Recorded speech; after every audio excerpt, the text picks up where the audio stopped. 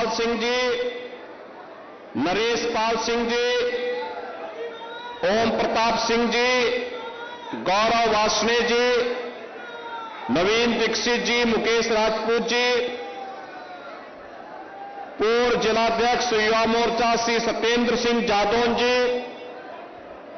Bharatiya Janata party और सहयोगी दलों के सभी पदाधिकारीगण, भारी संख्या में जलेसर की इस पावन धरा में उपस्थित सभी बहनों और भाइयों, ऋषि मुनियों, जैन तीर्थंकरों, किस पौराणिक और ऐतिहासिक धरा को कोटि कोटि नमन करते हुए मैं आप सबका हृदय से अभिनंदन करता हूं। बहनों और भाइयों, 500 वर्षों के बाद अयोध्या में रामलला का आगमन हुआ और यहां के हस्तशिल्पी और कारीगरों का मैं हृदय से अभिनंदन भी इस अवसर पर करूंगा कि रामलला के आगमन के बाद 21 टन का घंटा लेकर के इन्होंने अयोध्या में जलेसर की आवाज को पहुंचाने का काम भी किया। जब जलेसर का घंटा अयोध्या में गूंजता है ना, तो पूरा दिन देश और दुनिया का सनातनी आस्था फिर से जागृत होकर के आप सबको धन्यवाद देती है। बहनों और भाइयों, ये अयोध्या में रामलला 500 वर्षों के बाद वहां पे फिर से स्थापित हुए, उनकी पूर्ण प्राण प्रतिष्ठा हुई है। इसका श्रेय अगर किसी को जाता है तो मोदी जी को जाता है, मोदी जी को। आप सोचो, कांग्रेस को 65 वर्षों तक शासन करने का अवसर प्राप्त हुआ, समाजवादी पार्टी और बहुजन समाजवादी पार्टी को भी एक लंबे समय तक शासन करने का अवसर प्राप्त हुआ, लेकिन न जलेसर की सुध उन्होंने ली और न रामलला के मंदिर के बारे में ही उनको कुछ ही अता पता था। बल्कि लोग कहते थे, इन तीनों के वक्तव्य आपने सुने होंगे, कांग्रेस ने तो कहा था कि राम तो हुए ही नहीं। समाजवादी पार्टी कहती थी, जब आप राम भक्त कहते थे ना कि रामलला हम आएंगे, मंदिर वहीं बनाएंगे, तब समाजवादी पार्टी के लोग कहते थे, क्या कहते थे कि परिंदा भी पर नहीं मार सकता। और बहुजन समाजवादी पार्टी को तो बोलना ही क्या है। लेकिन बहनों और भाइयों, परिंदा क्या, वहां तो इस समय लाखों राम भक्त प्रतिदिन आ रहे हैं। रामलला ने होली भी खेली और रामलला होली खेलने के साथ साथ अपना 500 वर्षों के बाद अपना पावन जन्मोत्सव भी वहां मनाए हैं। और आपने पहली बार देखा होगा, भगवान राम की आराधना तो आपने भी अपने घर में की होगी, लेकिन साथ साथ भगवान सूर्य देव ने भी सूर्यवंशमणि भगवान राम का रामनवमी के दिन दोपहर 12 बजे तिलक किया है। सूर्य किरणों की तिलक भी आपने अयोध्या की देखी होगी।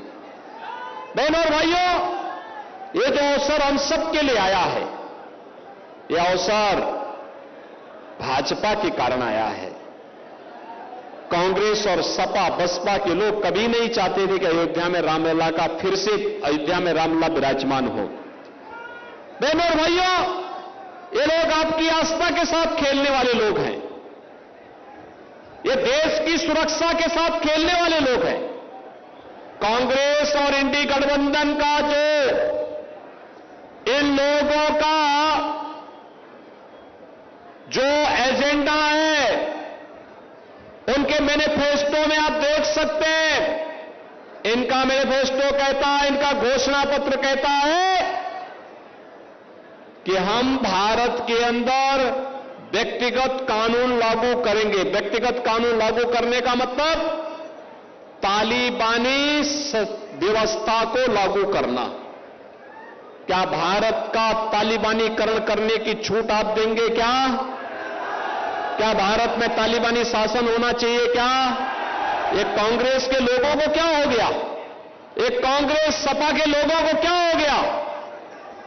ये लगातार आपकी आस्था के साथ भी खिलवाड़ करते हैं, राष्ट्रीय संप्रभुता और सुरक्षा के साथ भी खिलवाड़ करते हैं, देश के अंदर अराजकता पैदा करने वाले लोगों को प्रश्रय देते हैं। बहनों और भाइयों, मैं तो भौचक था। जीवन भर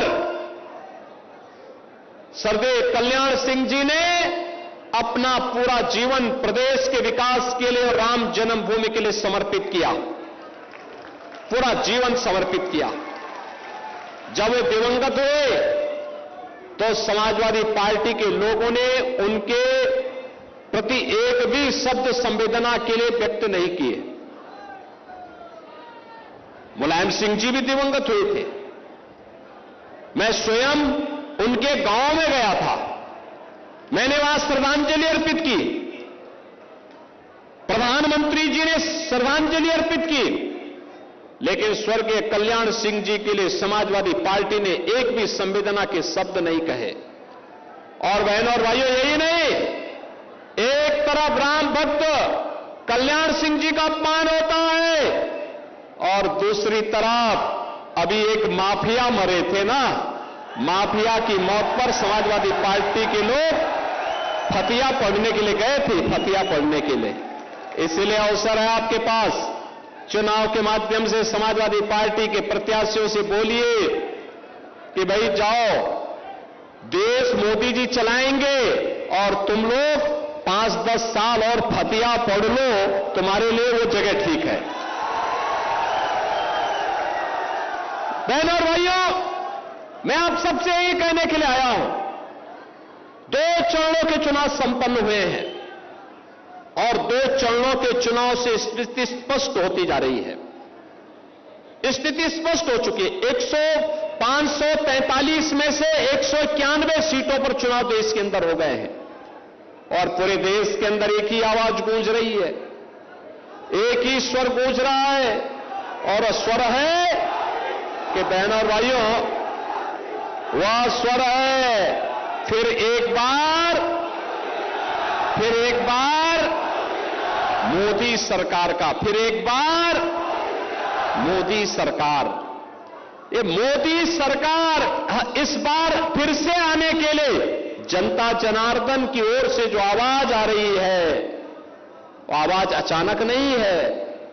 बहनों और भाइयों, इसके पीछे मोदी जी ने 10 वर्ष के अंदर बिना रुके, बिना डिगे, बिना झुके, बिना थके, लगातार 24 घंटे 7 दिन 365 दिन 10 वर्ष तक लगातार परिश्रम किया, तब दुनिया में भारत का सम्मान बढ़ा। आज भारत का नागरिक दुनिया के अंदर कहीं जाता है, दुनिया सम्मान की निगाहों से देखती है। तब भारत की सीमाएं सुरक्षित हुई, नहीं तो पहले कभी चीन, कभी पाकिस्तान, कभी बांग्लादेश भारत की सीमा में घुसपैठ करता था। तब आतंकवाद और नक्सलवाद का समस्या का समाधान हुआ, नहीं तो कहीं भी पाकिस्तान परस्त आतंकवादी विस्फोट कर लेते थे। और सरकार, कांग्रेस की सरकार क्या कहती थी? कहती थी हम देख रहे हैं। अरे लोग मर रहे थे, आतंकी विस्फोट में देख रहे हैं।